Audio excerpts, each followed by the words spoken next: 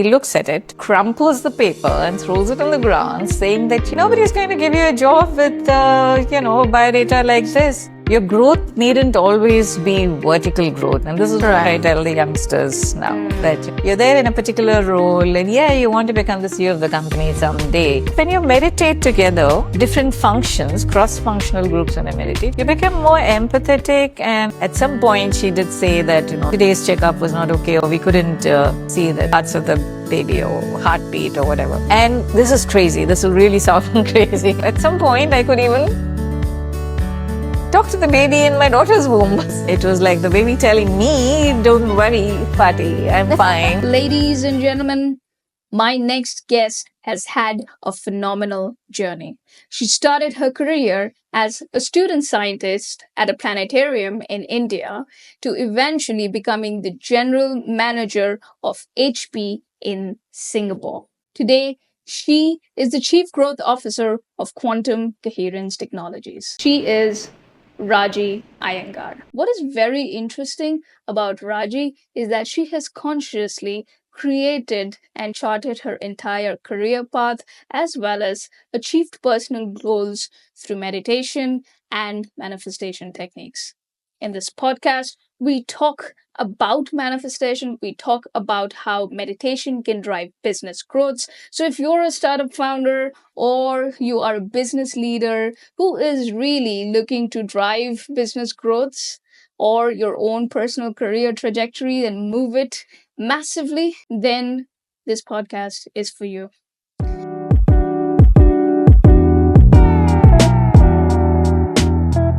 Hi, Auntie. Hi, Priya. Welcome to the Out of Office show. Thank you. I am super excited that you're here today telling us all about your journey and imparting all the knowledge that we all need in the world today. So for the audience who don't know, I probably have already done an introduction to this video when it comes in, but Raji is my best friend's mom. So I have seen her growing up. I know about her for a very long time. But this is the first time that I'm actually getting the opportunity to sit down and ask her everything out of the blue. So I'm excited for that. What is very special is that apart from having a fantastic career, she's also a grandmom to a grandson, a granddaughter, and a grandcat. That's right. So with that, let's get started.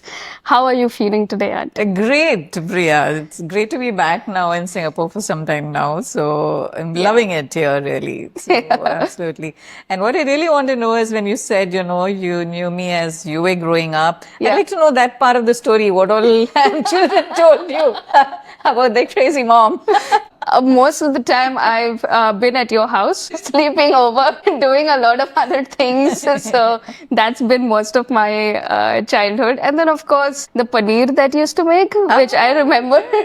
And I think that was, so that was fun. And then the rest is just Niharika talking about dishes. I think the show is over because you spoke about my paneer dish and cooking, and the show is over. No, all right, but back then as well, I knew you were working in HP, and Niharika used to talk about how you moved from India as you got your opportunity in HP, and then she used to talk about the very first time that y'all brought her and Nikishka to experience Singapore before y'all actually moved, and how that's something that she loved. So okay, I know I'm saying a lot. You're probably watching, and so far all true. Sometimes they say more than what is not true. So so far all true. Good. I think So let's go into that part, right? So tell me, Auntie, about your journey from being in India, working in a planetarium, and then moving into HP, eventually doing some amazing stuff there,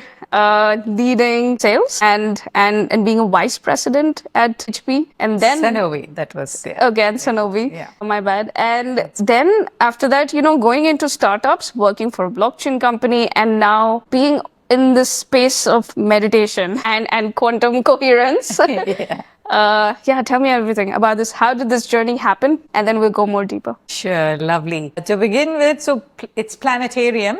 Okay, planetarium. So I always used to say, when people would say planetarium, I said, no, it's a sanatorium, but it's a planetarium. So sorry. Okay. Okay. I was still in college, and the director of the planetarium, I was watching a play in an open air theater, and the director of the planetarium happened to be sitting next to me. And Yeah. he said, "What are you doing?" And I said, "I'm studying," and whatever. So he says, "Come over and come as a student scientist." Now, when you're in college and somebody calls you a student scientist and you're doing science, you're doing, your physics, and you're mighty thrilled that, yes, I always liked astronomy and astrophysics. So this just fell in place. And at that point, I thought, I'm going straight to NASA. Wow. So much so that I went and learned Russian also, those days. House of Soviet culture. Right. Which used to be in Pedder Road. Thinking that, those days, everybody, goes, you have to know Russian if you have to go into space science. Yeah. But that was a long time ago. So the planetarium, it was very good. And here, actually, I would like to quote a poet, John Keats. I think it was John Keats. He used to say that, looking up at stars or stargazing makes you both humble and proud. Oh. Humble and proud. And proud because when you look at this vast expanse, in the universe, you know that you're just a small peck. Right? Yeah. So that's the humble part, that you're just a small peck. And proud because in spite of being this small peck in this vast universe, you can comprehend the vastness of the universe. Your brain, your mind can comprehend the vastness of the universe. Wow. So that's something that's, stuck to me. And I said, wow, that's really great. So on one hand, that's the vastness of the universe outside, and now coming into meditation, which is the vastness of the universe internally. So it's great. The journey has been great. But yes, so I was at the planetarium. We would do, planetarium programs. We would script it, research on it, and actually do some editing, sound recording, teaching children how to make telescopes, and those kind of activities used to go on in the planetarium. So yes, that was all great, and that was a good 5 years. And we would be put, the director would put us through courses in TIFR. It's the Tata Institute of Fundamental Research. Okay. To know a little more about astrophysics and meet professors there, talk to them, all that. So it was good. There was a lot of academics, and then popularizing astronomy, taking, a complex subject like that and making it very simple for children and the audience. That's what really kind of thrilled, excited me. Wow. To break it down and not make it look too, complex. Yeah. I mean, children can ask some of the most wildest questions that you probably wouldn't even think of. It was the year of the Halley's Comet, and there was a mini planetarium. So we would take it to schools and colleges and talk about in remotest of places, villages and all that. And I used to be amazed at how these little children in remote villages knew so much about, not just the astronomy of planets and stars, but they would talk about, Niharika, by the way, the name is from that. It's interstellar nebula. That's right. I remember she used to keep saying this in school. I'm nebula, and then she would draw everything astronomical on her body as well today. No, okay. That's right. So so children are, they're so inquisitive.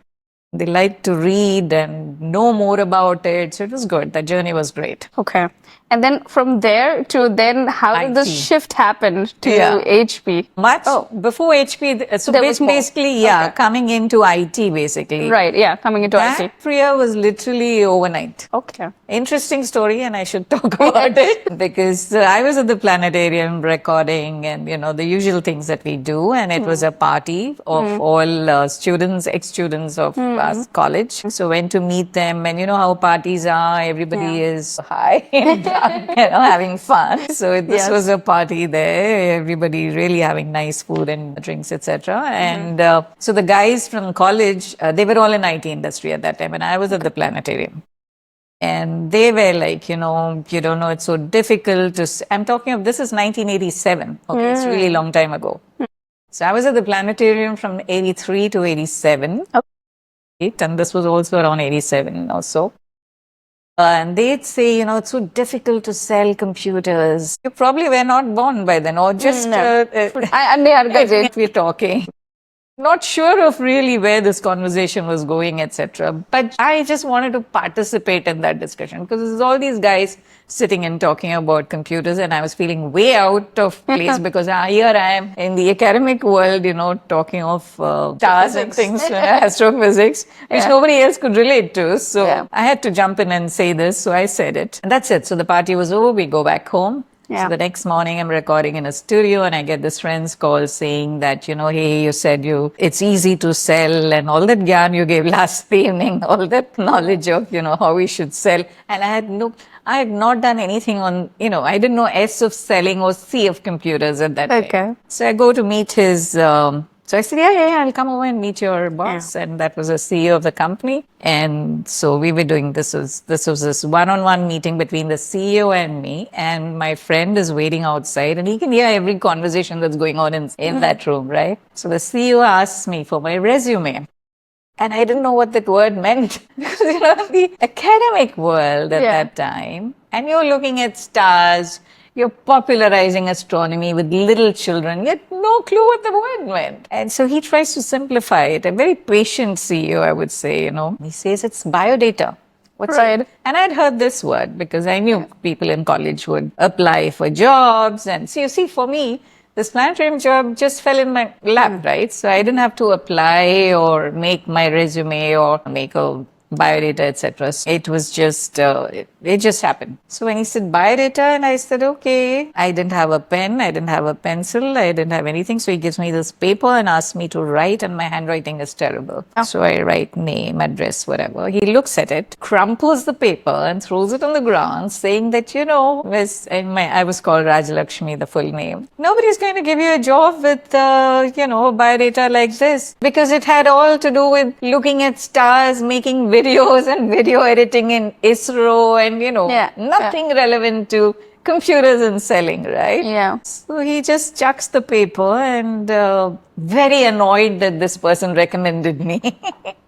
Okay. And I don't know what hit me. And I felt really, it hit me hard that, somebody is saying that I'm not fit for a job. And so I picked up the paper and opened that up and I said, you know what, Mr. Sharma, if they don't give me a job, it's their loss, not mine. And great confidence, like as if I knew exactly how to sell computers. I said that and I walked out of the room.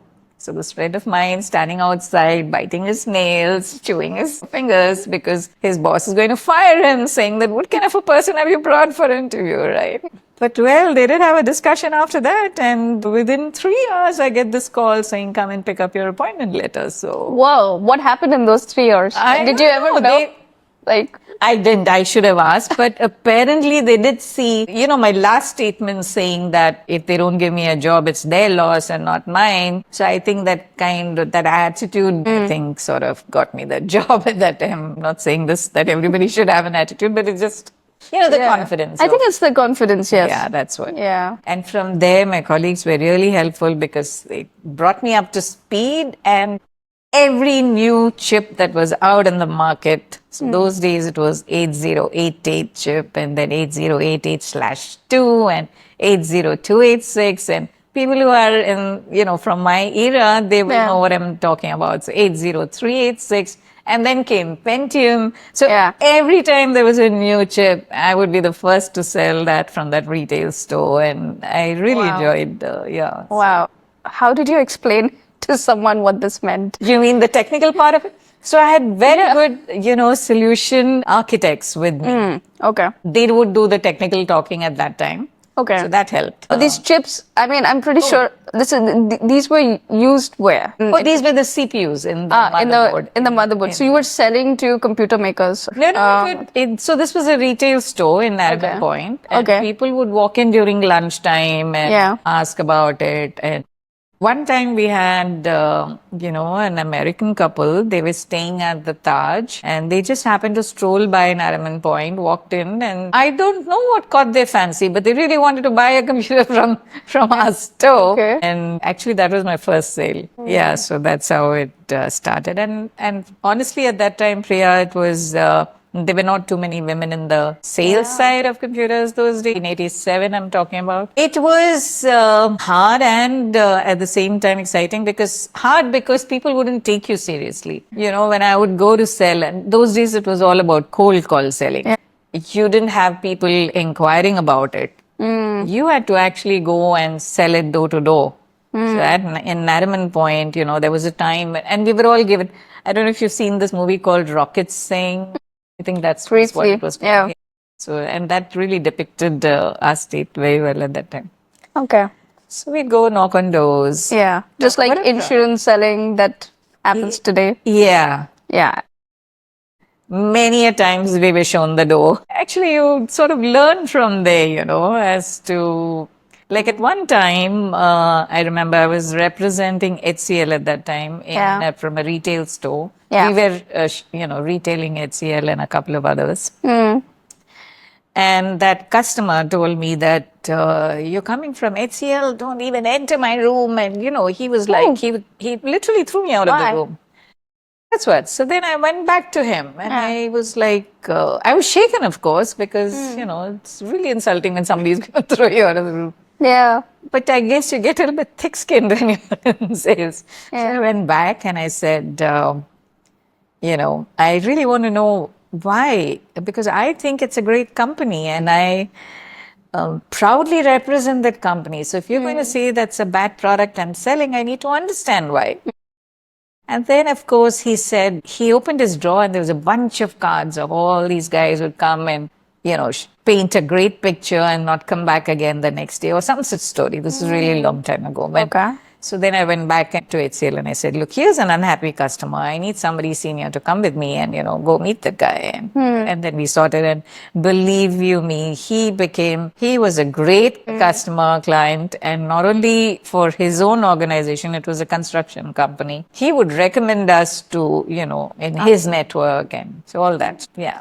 Fantastic. Okay. Sorry, that was a very long answer. No, but taking me down memory lane. Yeah. So, how did you come to Singapore? What happened? Yeah. Still, it's a few steps about this. This was with a retailer and a dealer. Okay. Then I got into a distributor. Okay. I used to work for them. Yeah. And then the principal company, which is HP. So you see, this is the value chain. So you have a customer. So you're the customer. Those days you'd buy your computer from a dealer. Okay. The dealer would procure it from a distributor. Okay. And the distributor would get it from the principal company, which was either Compaq or HP. Right. The maker, the product. Maker, manufacturer. So that's how it was. Yeah, at some point, in my path, I, worked for HP and I did some very interesting work with HP in India. This was go-to-market with alliance partners. Okay. So alliance partnerships is a very interesting part of growth of a company. Not many people really appreciate that. The reason being that, so when you talk of partners, it's typically a channel partner. Yeah. So this is like a distributor or a dealer. Yeah. So correct. He takes a product from you, he adds his own margin and he's selling it to the customers. So that's a straightforward importance of a dealer and a distributor. Yeah. So that channel line is straightforward. But alliance is people who, like for instance, with HP, we were doing alliance with SAP and Oracle and, Microsoft. And they were not people, those days I'm talking about. So they were not people who were really going to sell your hardware product. So what interest do they have to partner with you, right? So this was, setting up alliance is going to market with somebody who has their own strengths. So they were very strong as ISVs in their own space, which was software, and we were in hardware. So coming together of these two and then leveraging the strength of each of this partnership, what you bring to the table, and then crafting something which becomes an advantage to the end customer. Okay. That's the beauty of alliance. It's a little bit like being able to package it correctly that creates a overall increment in value for the customer. Absolutely, incremental value to the customer. So that's what it is. Wow. So, would HP computers being loaded with Microsoft be an example of that? Microsoft systems. Microsoft. So these are all OS, which anyway is there as part of, they come as part of your system. But people like SAP and all needn't be, right? Okay, that's the ISV part of it. So just to explain it a little more. So you had SAP as a software, product. HP is the hardware product. Now you needed somebody who would put this together for the customer. So even though, so we were building that alliance, you needed another angle to it. So the tripartite alliance would be a services company, which is like a TCS or an HCL or a Wipro or Accenture or Deloitte or, what have you.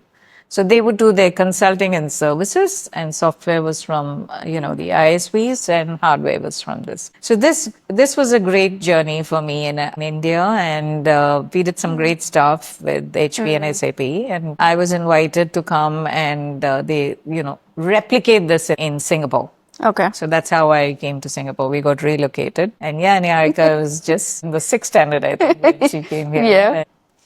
Yeah, and even Singapore, it was a great journey with HP. HP is a very people's company. Most of these MNCs genuinely are. HP particularly was a very good, experience because, like I said, most of these MNCs are, but here you could, your growth needn't always be vertical growth. And this is what I tell the youngsters now, that you're there in a particular role and you want to become the CEO of the company someday, but it needn't always be a vertical growth. So go and experience something in another function, like, do lateral moves within the organization and grow that way. So let's say if you're in sales of a particular product, then you get into services, understand how the services function work and things like that. So that was great. A lot of opportunities opened up in Singapore. So came in with doing partnerships and alliances, but then I also was grew into, like I said, doing different roles. The lateral. Lateral moves. So at one point was heading sales for industry verticals, manufacturing, telecom,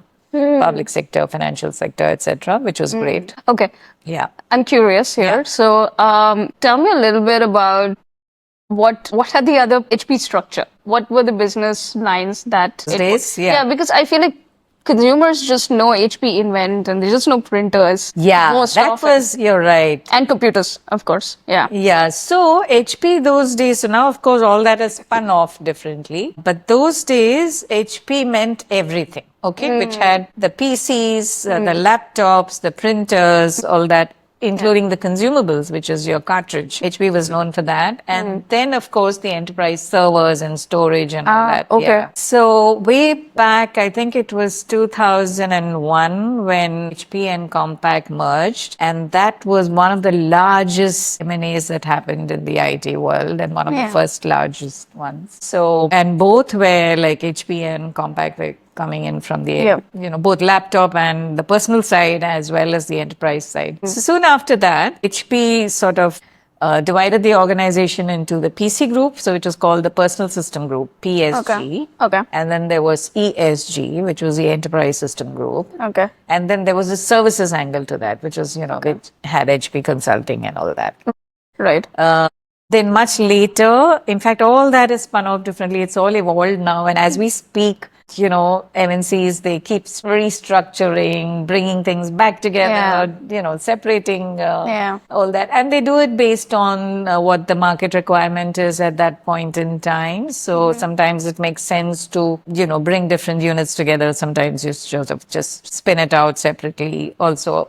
So right now it is HP, which is HP Inc. Right. And HPE, which is the HP Enterprise. Right. And of course DXC is the services side. Right. So all that. And similarly in IBM also, there's Kyndryl now, which is the technology side, and GTS, which used to be the services side. Most organizations now doing it that way. It's very interesting because I'm noticing this. It's been there even in the banking space that I've come from, that you have one, which is the software provider, the hardware provider, and then there is always a services side of a team that is doing both. Yes. Now in Footprint IQ, the hardware provider here is Omron, and we are using basically we're connecting our software to their sensors and embedding it more into their ecosystem. The services provider is also us at this moment because we're small, and all these integrations is something that we are doing ourselves. And with AI and stuff, things become a lot more easier and faster. Exactly. And when you're a smaller company, so, services, don't let go of that because that's an additional revenue that's coming to you, right? So why would you want to get that? Yeah. So that's all about the corporate large MNCs. And Yeah. then, as you mentioned, so moved into startups. How did that happen? Well, at one point, I thought, and I was really riding high in HP. Like I said, it's a great company. Yeah. Did well. And I thought, at that time, I thought I needed to step back and I thought I was going to retire. This was way back. I said, I know. so. Wanted to retire. Yeah. Yeah, but then I realized soon after that that's not happening. So let me try something with the startup and happened to meet. So before HP, I was with IBM in India too. So I met this colleague of mine from IBM and he was working for an IT resiliency software startup. It was into disaster recovery and all called Sanofi. Yeah. Okay. So he introduced me to the founder of that. And I met the founder and over coffee realized that sometimes it's just people to people. It's not necessarily whether you have the skill or the talent or, is your background in that academically, etc. Sometimes you just connect people to people and you sort of come to this that, I can do something here. I can help this company or, I can benefit from this. Learn more from this company, etc. Yeah. So that happened, and literally over that coffee. And the interesting thing there is that I go to their office. This was a Bangalore-based office, Sanofi. I went there. Such humble people. I'm telling you, they've been doing phenomenally great work in that product. We're in that startup mode for some time, So realized that, that company needed a voice to be taken out of India and spoken more about it externally. But before that, so when I walked into the office in Sanofi in Bangalore, what really caught my attention, and I loved that, is that, as I was going towards the founder's room, there was this room on the right, which was a meditation room. Ooh, love. Okay. Now, somebody, allocating real estate for meditation was very intriguing for me at that time. I was going from Singapore there, and here we'd see offices, which would have a games room. You would have TT and Carom and, other games that you can play to unwind in offices. Google started that culture. Yes. Which is great. But I didn't know about anyone having some kind of, a meditation, a calm or a silent room to just unwind. So that was good in Sanofi. So yeah, and I was chartered to take that product and build partnership with HP and others in this part of the region, Asia Pacific. And I figured that so I did meet IBM, and I figured that there was a gap at that time in what IBM was talking about in resilience, and gap in the sense that this was a good mesh, so they liked the product and we got acquired by IBM. Okay. And that was a great pitch too at that time, meeting IBM folks in the US and, talking to them. And the good part there was the team that was evaluating this, by the way, they came down to Bangalore. And in Bangalore, there is this huge pyramid, okay? Which, if you go to Bangalore, you should really go there.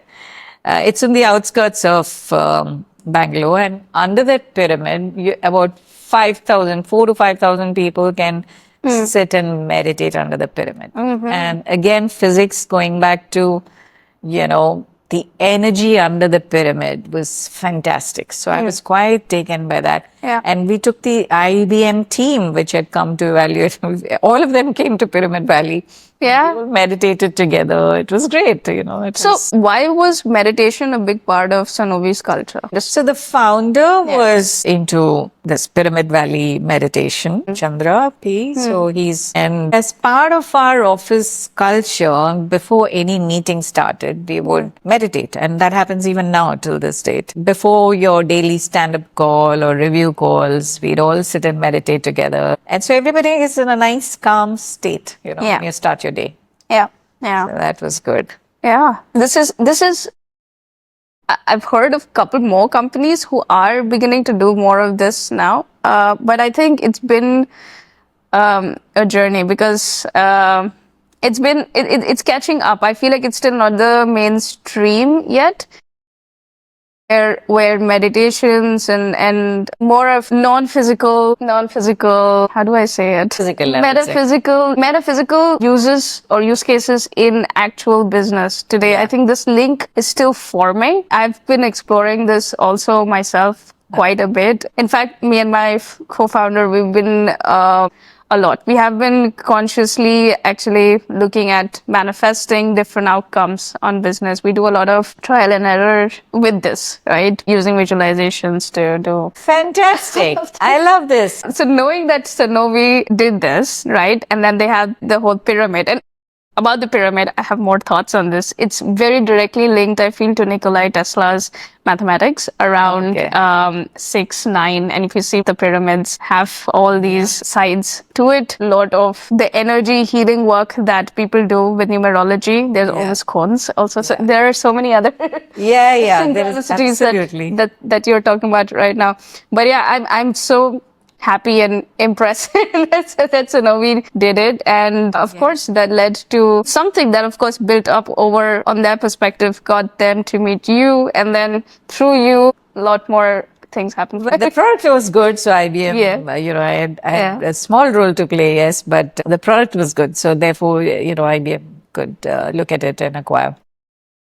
But you spoke about manifestation, so that sort of brings me to this. So, Priya, so meditation as a topic or as a subject or as an act of, it is, so my dad used to meditate. Dad is no more, but dad used to meditate. So as a child, I've always seen him do that. Growing up, we had more books on this subject at home. So it was, the entire works of Swami Vivekananda, J. Krishnamurti and Ramana Maharishi. These were the books that used to go around. Those days, there used to be this magazine called Bhavan's Journal. Oh, by the way, your school was called that, right? So so Bhavan's Journal was sort of a spiritual magazine, I would say, those days. So I was exposed to meditation and reading about it and generally, yourself and not the big questions. As a child, you don't really think about who am I and why am I in this year. Not that, but something would get my attention. Coming back to manifestations, I did start meditating earlier,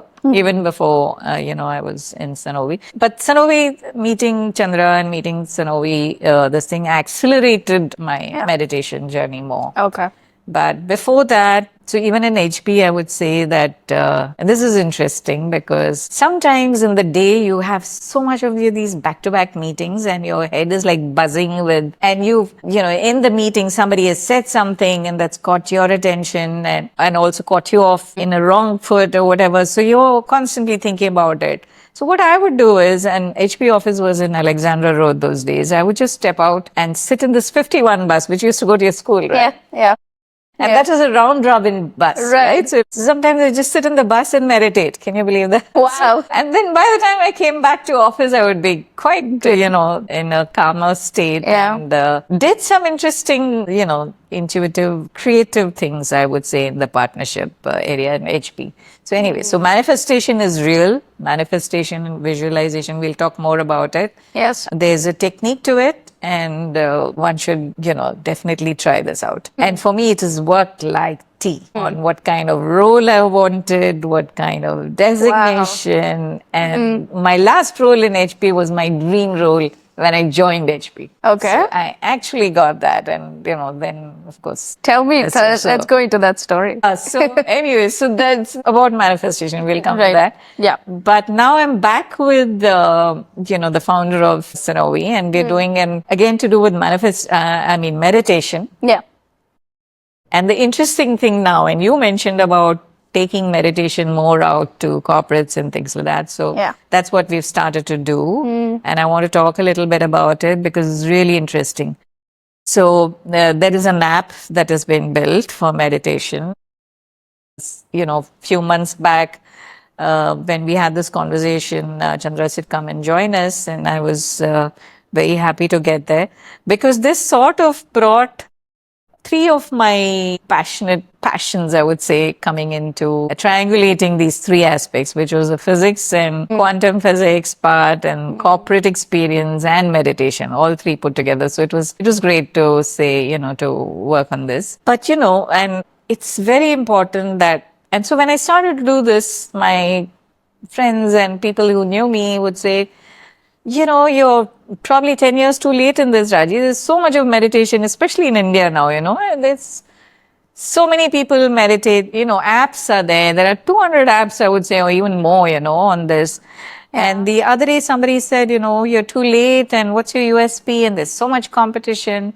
And The whole USP story. yeah, but for me, I think there is no competition here. I love it that you say There this. is no competition Yeah. because if somebody is using an app and is already getting into it, the more the merrier. It's great. So what you really want is more people experience that part of what meditation can actually bring to the table, the benefits of meditation, etc. Now that again typically was seen as meditation is good for stress relief and brings down anxiety, those kind of lack of resilience, all that, which is fine. That's the immediate impact. That's just the immediate impact. But again, having said that, so I'm now sort of selling meditation as a product now to corporates. And, somebody the other day said, you shouldn't be charging. And it seemed to them that it's a mean thing to charge people for meditation. And again, I'll come to that. I have a different view on it. Of course. But, it's important because, and I'll contextualize it to corporates. It's not just stress, anxiety, all that is anyway there. That's the base level, right? But when you look at corporates, when you look at industry verticals, and I'll take an example of, let's say, a manufacturing industry, let's say an automotive industry, which is part of manufacturing industry, right? So there you have the manufacturing unit, which is the shop floor. Then there are sales and distribution people, there's supply chain, all that. The whole value chain is that, right? Now we've been trying this out, and you see when people meditate together in a cohort, they become more empathetic. They are more collaborative. Again, going back to this example, let's say I'm selling cars and I found a customer, you're my customer, and I've told you that you love this car. I'm going to give it to you in a month's time. And then I check back with the manufacturing unit and they say, hey, it's not going to be ready for another 3 months, right? Typically you'd get annoyed and, what the hell, I've gone and sold this and I need to sort of have this delivery early, etc. But when you meditate together, different functions, cross-functional groups when I meditate, you become more empathetic. You become more empathetic and understand that person's role and his limitations in that role, or the challenges that he has in that role. Maybe his supplier is not able to give the products, different products to put the car together. Examples, I'm just giving them as examples. So similarly in finance industry, so you can actually take meditation and apply it to every industry, every profession, and you will see, you can fine tune it and contextualize it to that, to their need. And now why is it important? And I do talk to people who are doing great stuff in education sector. They're teaching meditation to kids at an early stage, which is great. But for me, I feel it's important at the corporate level because there's a lot of stress there. That stress is seen on the road rage, and then that stress and anxiety comes into your door, into your family, into your bedroom, to your children, spouse, everyone. So let's nip it in the bud. Let's get more and more people to meditate in the office. So anxiety is just one part of it, but how meditation can improve and get you into peak performance at work, how it can make you more resilient at work, how it makes you more creative at work. All that. So, the way I would see that is that a lot of the organizations today, they do have a spend or a budget allocated for wellness. Term it very broadly, of course, but what that usually goes to is, activities outside, funding drinking sessions if there are, and team building. And it's like an open budget that is there. But from wellness. So I think if they're able to see that this gives a much higher ROI in terms of the individual, then I think it would be fantastic. To the viewers, it would seem as if I'm planting these questions to you or these thoughts with you. And it's some kind of, quantum entanglement going on. And you brought out exactly those points because it's so important to get it in that. And to your point about most organizations do have budget and they do a lot of wellness associated activities, which is required, which is great. Many a times, either that or the CSR, HR related activities is a tick in the box. You do it, even meditation for that matter. If I go and do a session one time, it's great. It's a wow factor. Oh, I felt so good after meditating for 30 minutes. My mind is clear. It's a one-time wow factor. Now, how do you sustain this? Which is why I think this app as a tool is very important and very useful for you to practice. Because in the app, I'll talk a little bit about the app now. It's really good. Yeah. Most of the apps are more like it's, you have meditation track and timer, like you have Headspace, Calm. All are great. I mean, all the apps are great. This one is called Be Supermind. It's available both on Android and in iPhone. And it's Be Supermind because it's going to take you from 0 to infinity. So we talk about different stages on how you go in meditation. And it's a very comprehensive app. It's got courses with modules and lessons and some testimonials and actual meditation, mindful meditation, etc. And then it also has wisdom notes. You can make your own notes. It has an AI tool which we call as Sage. So you can go and ask questions, very intuitive. Based on what kind of questions you're asking, it will pull out, the right video for you or the right book for you or suggest, so very, very intuitive in that sense. Yeah. So this Be Supermind is great. And you know how nowadays there's a lot of information available in the net, and there are a lot of people who practice it. And one of the things which is is about how thoughts create your reality. And most of us have thoughts, as they say in quantum physics, by the way, is all about how everything is energy, right? Yes, absolutely. According to quantum physics, it's almost 99.9999% is energy. 0.0001% is matter. Yeah, actually, to me, manifestation is actually E is equal to mc square. This reality and the 3D that you see is a consequent of that 99.9% being translated into 0.1%. And so you're able to only experience the 3D that's really around you. Like right now, it's just the room and us talking and having this conversation. This is everything outside this is in infinite states. Yeah. Brilliant. That's what it is all about. Yeah. Okay, so yes. And so when you do, and this meditation that I'm talking about, I'll come back to the meditation part here before we go back to the energy discussion. It's so simple. This technique is so simple. And when I told you I used to do this in 51 bus in Singapore, sitting and going around in the bus doing it because it is so simple. There's no chanting, there's no mumbo jumbo, there's no spiritual angle, there's no religious angle to it. It's just observation of your breath, your in-breath and your out-breath. Now, I'm not talking about pranayam and, deep breathing or any such thing. It's just a simple observation of your breath. When you do that, it's called anapanasati. Ana in Pali is in-breath and apana is out-breath. And sati is to be with your Right. So anapanasati is the breath observation meditation. Very simple to do, Priya. So when you do it, your mind will wander. It's very natural, right? It's a monkey mind. So thoughts keep jumping from one to the other. Now your thoughts will be, okay, when are we going to finish this? When is Auntie going to stop talking? No, I think the only limitation is the battery. That's it. I would love to keep going on. No. Go on. So no, in general, we have so many thoughts in our mind, 60 to 80,000 thoughts that are there in our mind. And most of it is negative. Most of the ways be positive. It is like, oh, I have to do this and I didn't do this. And, I have to get to this place and there's going to be so much traffic in that road now and I'm going to be late and, all that. So, by doing this meditation, I have found that, and it is a known thing that how your thoughts from negative to positive to, I would even say, miraculous thoughts. And again, going back to this thing about thoughts create reality, this is very true because when you have those kind of miraculous thoughts that, let's say I'm driving I'm a bad driver, but from point A to B, and if you know that that's going to be a typical traffic road, and you say, no, I'm going to reach there in 30 minutes. These are the fun manifestations. Fun manifestations. And I do it all the time, trial and error. Including booking air tickets. Yeah. Sometimes, nowadays everything is online, so you go and look for your tickets and exorbitant prices some days, right?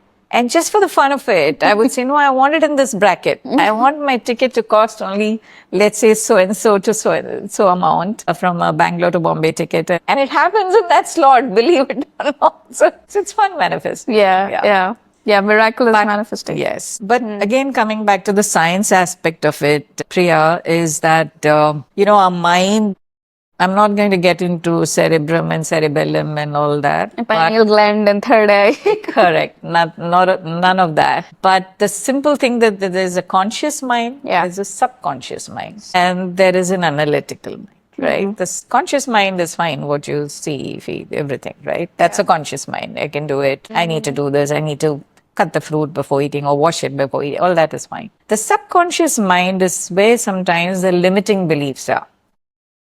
Again, to go back to a corporate story is that, I've had this meeting and somebody came and said something. I didn't like it and I don't like that guy at all. And something happened and he's arrogant and whatever. Or even that, the next time that guy comes. So your body sort of, so that limiting belief and the confirming belief that you have is that, this is what about. But through meditation, you realize that, all that kind of breaks down. You're more in control of the situation. You're able to center yourself better. Absolutely. Handle situations better. Absolutely. Yeah. So for me, my experience with meditation and over the period of almost 10-15 years that I've been doing this, it's been different in different times. Initially, it was explorative. Then it became more of like just, bringing your stress. And so all of IB 12th, I was meditating. Okay. Great. Yeah, and I think now the kind of meditation that happens today with me is I feel like I'm able to disengage from the reality and disengage from the 3D and I'm able to connect back with my true or my one self, which is basically the divine. And that is what it's developed into today. And when I do that, then as you rightly said, none of the limiting beliefs matter anymore. So who said what doesn't matter. Whether your project is running on time or not, it doesn't matter. What is your financial situation today? It doesn't matter. I think none of it matters. Yeah. The moment you realize your truth. Yeah. Beautiful. I'm so glad that at such a young age, there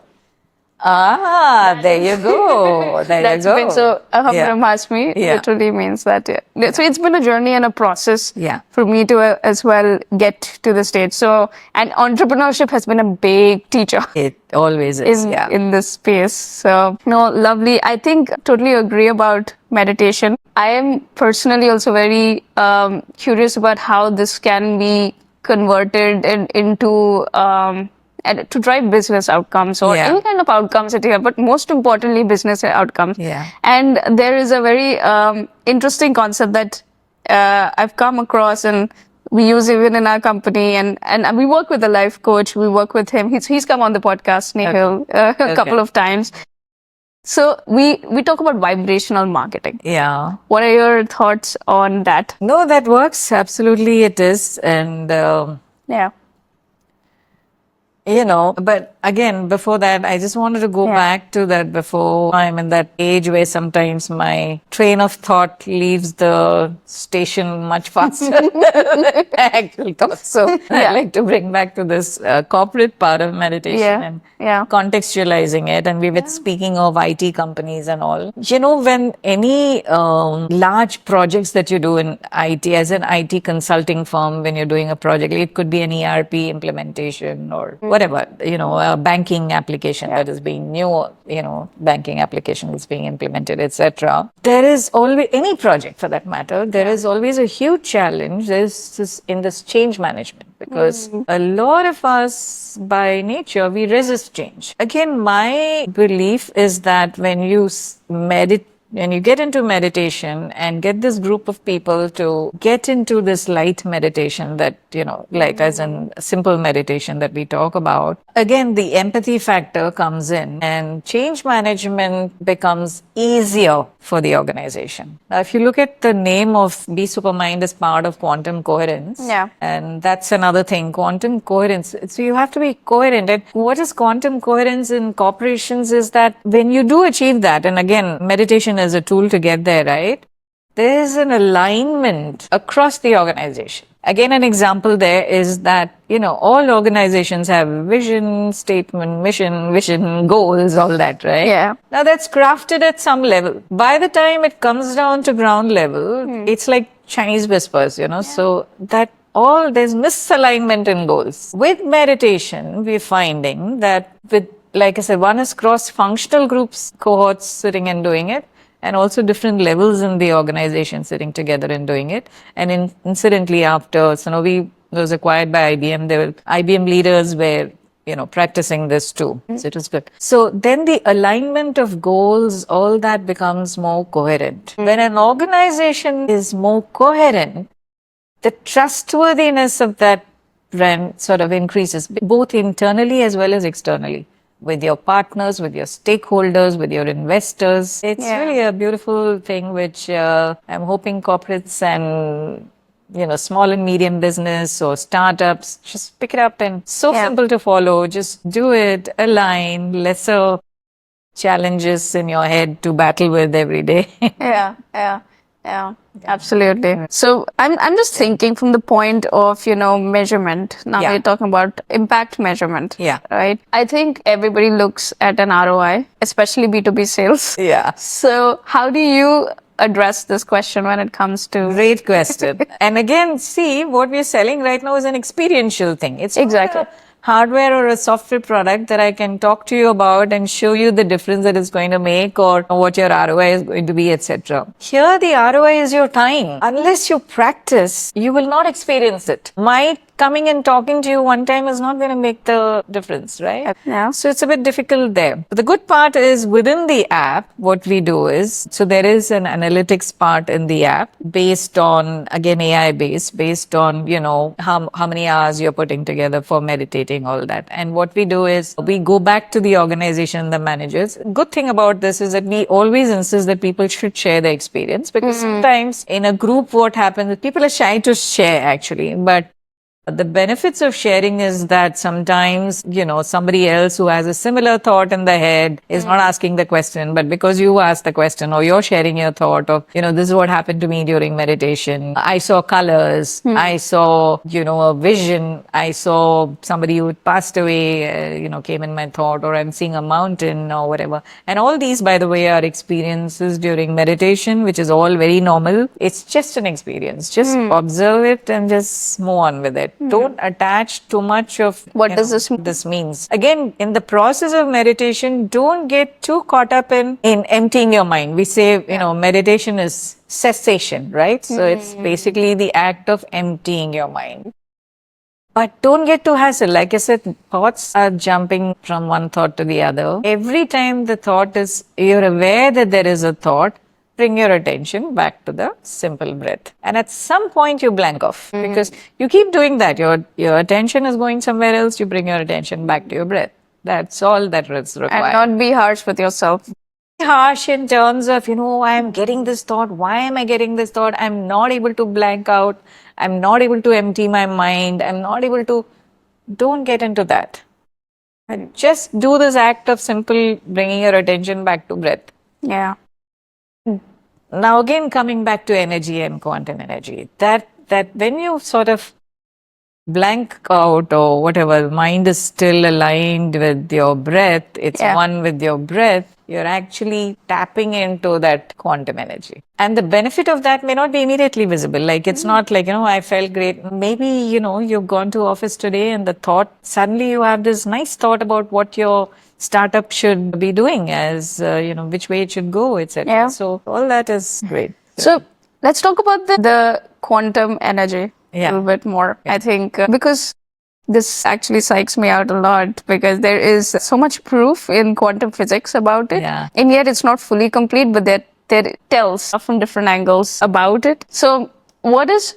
So if you had to describe what this I'll quantum come. energy is for a layman. First thing is, of course, some things have to be felt. To a layman, it is, I would say, it's all just energy around us. So this bit about when I say tapping into that energy and getting into that empty space is where there is everything that you see or that your senses can perceive is to do with things or place, even your memory for that matter. It's either about some person or a place or a thing, right? This emptiness is the state of no form, no thing. It's those coordinates, okay? It's a continuum and that's it. And that again, like I said, you have to sort of experience it and, sheer practice gets you there.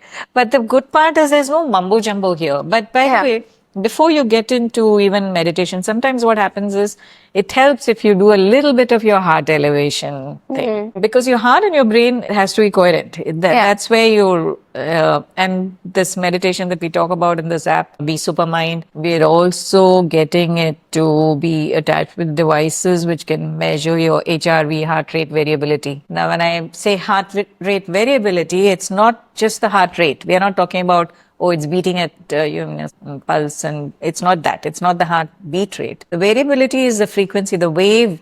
So when you're tensed or stressed or your cortisol levels are, high, the heart rate variation is erratic. And when you are calmer and your heart rate is a uniform, So that's the HRV, heart rate variability we talk about. So, and these are all proven. So, one good thing is that, there's so much of information available today. So, we always encourage people that go read. What meditation can do. If it's about your physical quotient, you're talking about health, there's this book Placebo by Joe Dispenza. I was just thinking about Joe Dispenza. Wow, look at that. Because he's one of the very well researched, in the sense like he's experimented out and documented it. So I think it's a lovely book. And so one must read, and sometimes you get your answers from different books. And when I say read books, it's not always that you have to read from start to end page. I used to be a bad reader. Niharika is a great voracious reader, actually. Yeah. She used to, get me into reading also.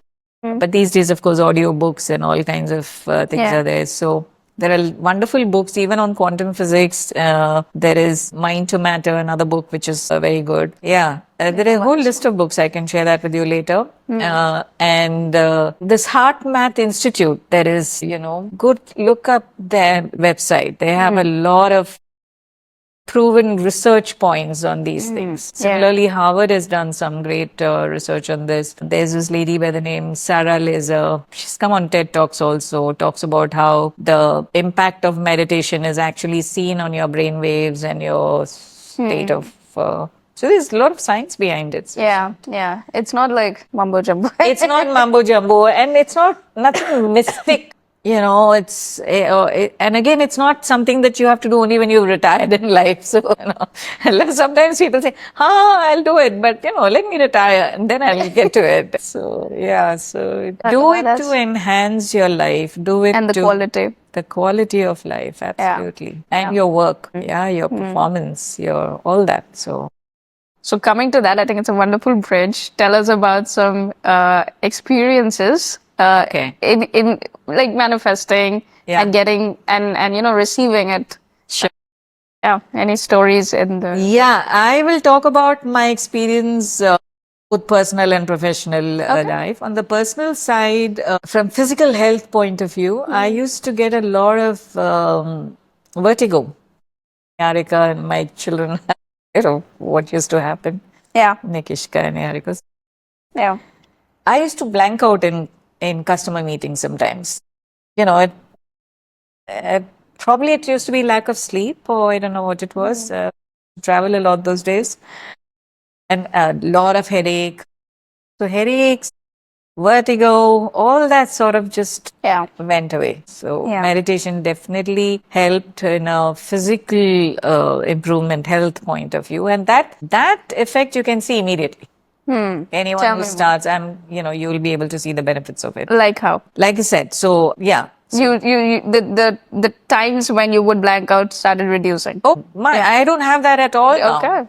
So that's completely gone. So that was a physical part of it. Yeah. On the personal side, another one is and I talk about it often, is the manifestation, visualization of my elder daughter Nikishka's delivery, the first child's delivery. Yeah. First grandchild is always a big thing. So, and I wasn't sure whether all of us would be able to make it there. As you know, Niharika missed her sister's wedding in the first time. And Yeah. so I really wanted to, and I would visualize this. And believe you me, I was actually at the Pyramid Valley at that time. Okay. Yeah, doing Fantastic. a manifestation session. Okay. I mean, as in doing it. So somebody was, teaching me how to do it. And I could visualize Nikishka's delivery at that time of the first child. And believe you me, so at the time of delivery, it was exactly that. All of us were there, Niharika was in the same room. Yeah. My husband was right outside. All of Yeah. us were there giving that support. So that was literally an unbelievable experience. I remember was- the story from Niharika telling me. No, I didn't know that you manifested this. But Oh, okay. she told me about her experience. Yeah. And she did wonderfully well Yeah. for Nikishka. Both of them, it was hard for Nikish. So. Yeah. And at that point, before delivery, my elder daughter, when she'd go for checkups, the wellness of the baby. At some point, she did say that, today's checkup was not okay, or we couldn't, see that, parts of the baby or heartbeat or whatever. And this is crazy. This will really sound crazy, but true is that, no kidding. So at some point, I could even talk to the baby in my daughter's womb. How? I don't know what it was. Like when you were meditating. When I was And you meditating. were physically apart. Physically apart. Okay. Total, quantum energy exchange. I don't know Right. what it was. Right. And I could actually, it was like the baby telling me, don't worry, Party, I'm fine. It was like that. I haven't even told them that. So if they're listening to this, they'd be surprised too. Wow. So this kind of manifestation. But was this during a meditation session that you Yeah, did? it was in a meditation session. Okay. Yeah, so that was on the personal side. Professional side, like I told you, I could actually, really bring about this change in my role and my location, the venue, location of where I should be placed and what kind of role. All that used to be beautifully manifested. So I'm a strong believer of visualization and manifestation. And I think Tell me more about this process. the How do you do- process, what do you do? and I'm staying with a friend right now, and she and I were exchanging some notes on this. It's very simple. It's not complicated at all. Whatever you're visualizing, this worked for me. Okay, so I'm just sharing from that. Whatever you're visualizing, you have to be absolutely clear about it. Don't doubt. Not only don't doubt, don't say it can be this and that and everything else. No. Yeah. It has to be a laser focused thought that you put it out there. And there is a process in meditation, and one of the course that is there in the app, so Quantum Growth, it's about how you get there. It's at the peak of that meditation that you throw the thought out, and that's how it works for me. So you throw that out, and then you just leave it. Yeah. Don't revisit. Yeah. Don't go and alter it. Don't go and, say that, okay, if this doesn't happen, I'm okay with that, with something else, a less version of what I asked for and things like that. Yeah. Just Yeah. leave it. And Yeah. it happens. It happens. It makes And let the universe play it out for you and It put works things beautifully. together. Yeah. So do that. I'm going to give you the app too. Brilliant. You should, yeah. I would if love we to. had the time, I would just do a 10-minute meditation with you with nothing. Let's do it. You want to do it? Yeah. Great. Easily Good. 10 minutes. I think we can easily do 15 minutes. Okay, just 10 minutes. I'll just put a 10-minute. So I'm going Fantastic. to play music, which is, Yeah. if you want guided, there is guided meditation. But if otherwise also, I'll just play the music. And all you have to do is, when your thoughts, and I'll meditate with you, bring your attention back to your thought. Okay. Back to your breath. Okay. Okay, simple. You understood, right? So just the observation of your inhalation of your breath going in. So you can take either the tip of your nose or the end of your nose. Because once the breath goes in, you don't know where else it goes. So don't bother tracking it where all it's going. And I'll sort of intervene every now and then and say that, bring your attention back if you don't want to guide. Okay. So, Fantastic. yeah, Let's do it. do a guided one too, but do that. And then you tell me how you feel after that. So this is the app that I was talking about. And it's a publicly available app. You don't have to be an enterprise to have it? Well, if it's enterprise, yes, it's meant for organizations and individuals because this is self-paced also. It's available as in, I'll have to get you to get logged in right now. So, Okay. yeah. So, excuse me. So this is the app. So you'll have, as you sign on, there will be a very basic one that you should do, which is a meditation primer. So there's a streak here. So it guides you on, how many days you've meditated, etc. So you do a meditation primer. You register for that. That's a very basic. We encourage everyone to do it. And then there are also videos on meditation. Okay. So that's how the course is, right? Okay.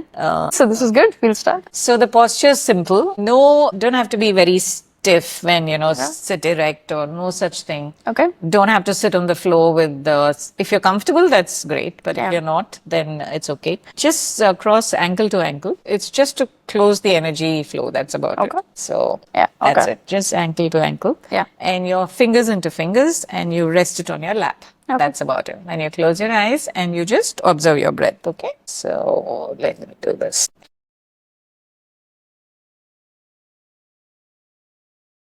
Fingers into fingers, rest your hand. Just observe your in breath and your out breath.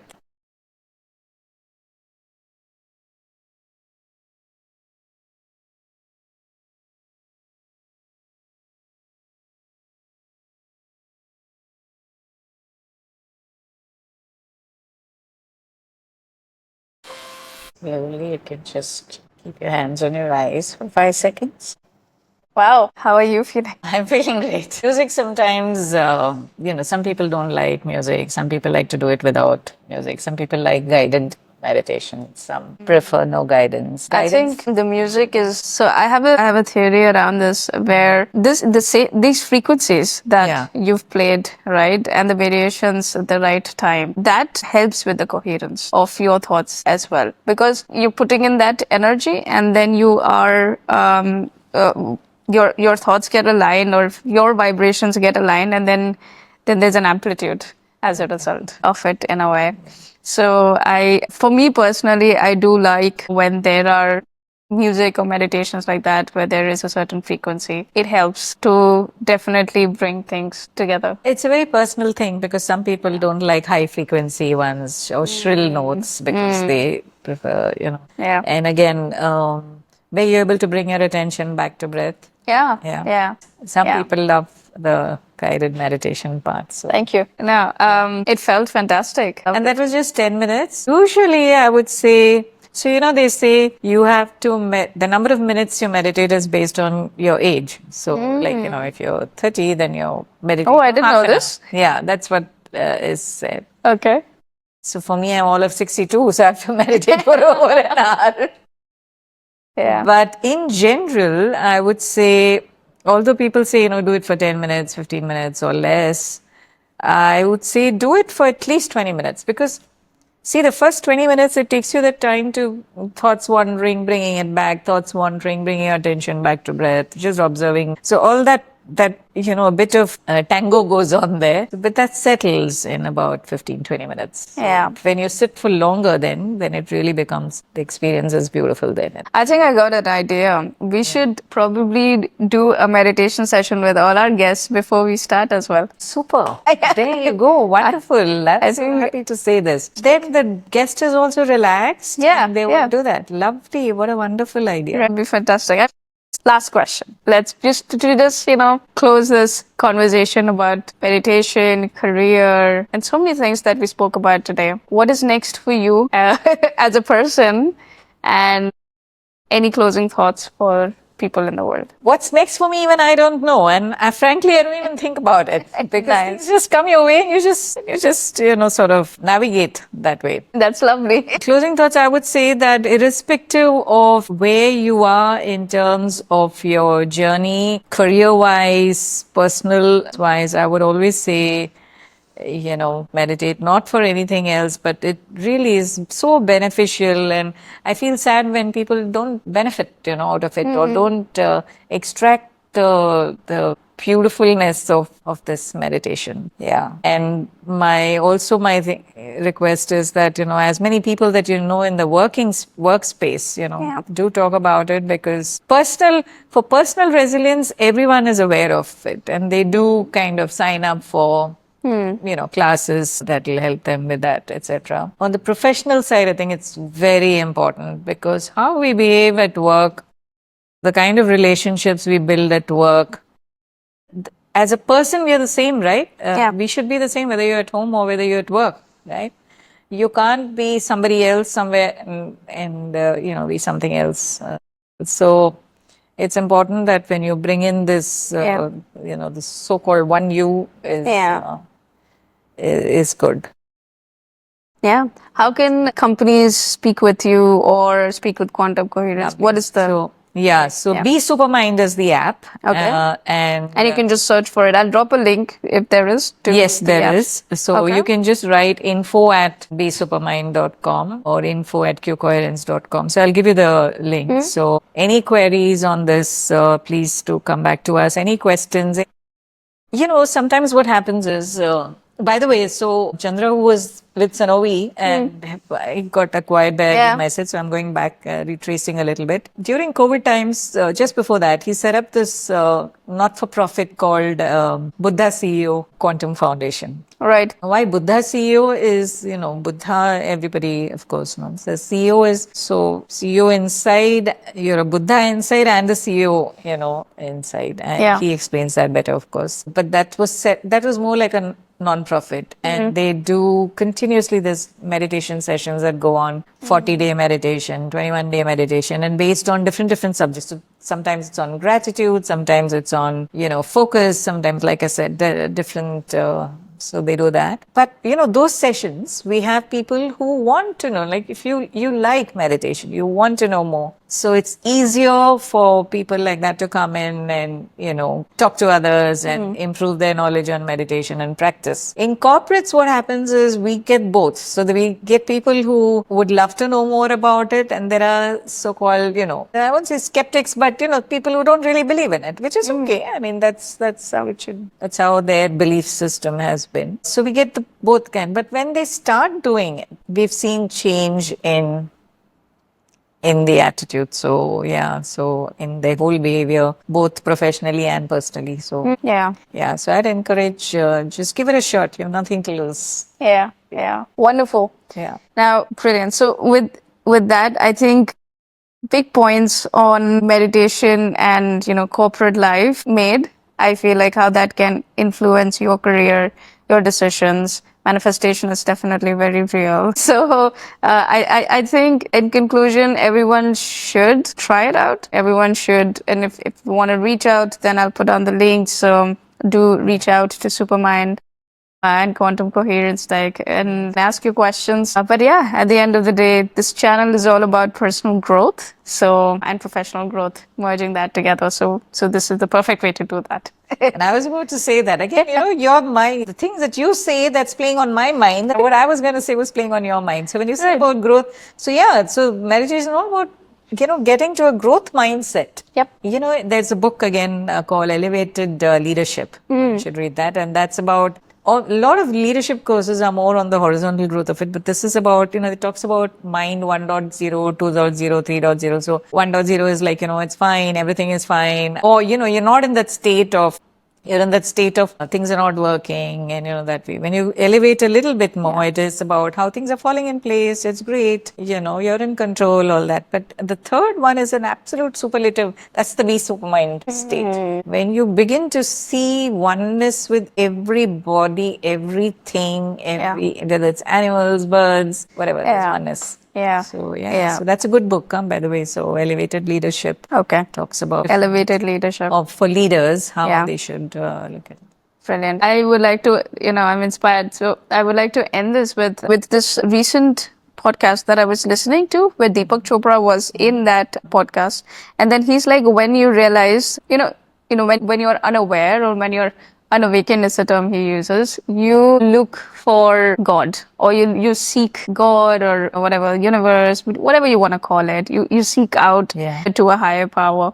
But when you realize the truth and you're awakened, it is hard to not see God everywhere, in everything. Beautiful. And that is coming to what you were just saying. Yeah. The present. It's just hard to not see that you're one with every other person and every other thing that's actually there. Absolutely. You're on a wonderful journey, Priya. Thanks. So happy to, I am extremely happy and glad that you've come to the show.